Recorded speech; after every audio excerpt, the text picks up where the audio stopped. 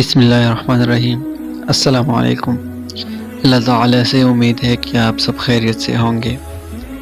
دوستو، آج میں جو وظیفہ لایا ہوں وہ بھی شادی کے بارے میں ہے، شادی میں رکاوٹ ختم کرنے کے بارے میں، یا اپنے پیرنٹس کو منانے کے بارے میں ہے، یا کوئی بھی مسئلہ ہو شادی میں یا رکاوٹ ہو تو اس کو ختم کرنے کے لیے یہ وظیفہ بہت ہی مجرب ہے، اور یہ اچھی جگہ رشتہ کرنے کے بارے میں بھی ہے۔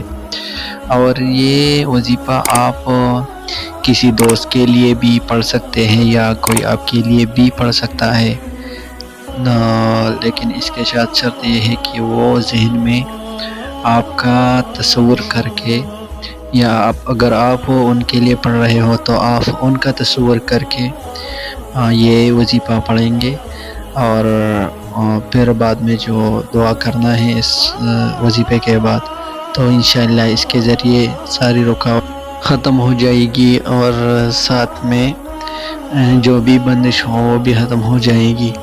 اور اگر اچھے جگہ رشتے کرنے کے بارے میں آپ نے یہ دعا پڑھی ہے، یعنی اس کے لیے پڑھا ہے، تو انشاءاللہ اچھی جگہ رشتہ ہوگی۔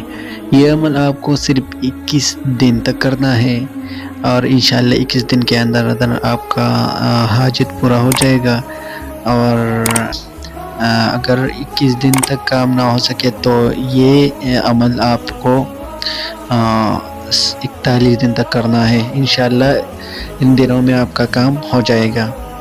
اب چلو وظیفہ کو جانتے ہیں۔ وظیفہ جو ہے وہ 16 پارہ کے ایک سورت ہے جو کہ سورہ طٰہٰ ہے، آپ نے اس کو بوضو پڑھنا ہے، اور پھر اس کے بعد 111 بار یا صرف 11 بار، اگر کسی کو جلدی ہو تو وہ صرف 11 بار بھی پڑھ سکتے ہیں۔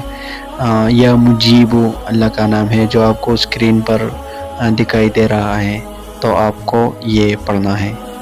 تو دوستو، آج کی ویڈیو یہی تھی۔ انشاءاللہ اس ویڈیو سے آپ کو فائدہ ہوگا، اور مزید دعاؤں کے لیے ہمارے چینل دعا ٹی وی آفیشیل 1 کو سبسکرائب کریں، اور ساتھ میں گھنٹی کا نشان بھی دبائیں تاکہ آپ ہمارے آنے والے ہر ویڈیو کو بآسانی دیکھ سکیں۔ شکریہ۔